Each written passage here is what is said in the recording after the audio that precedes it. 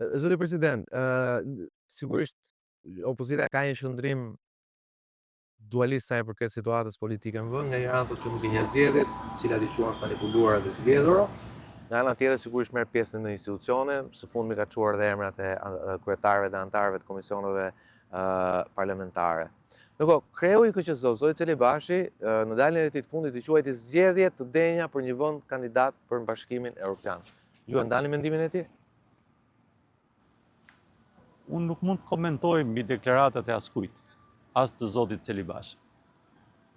Patjetër që unë mund të vlerësoj mbi procesin ligjor.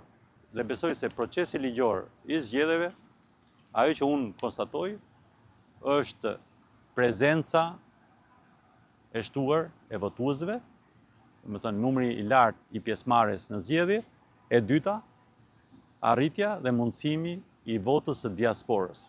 Kjo ishte një sukses i jashtëzakonshëm.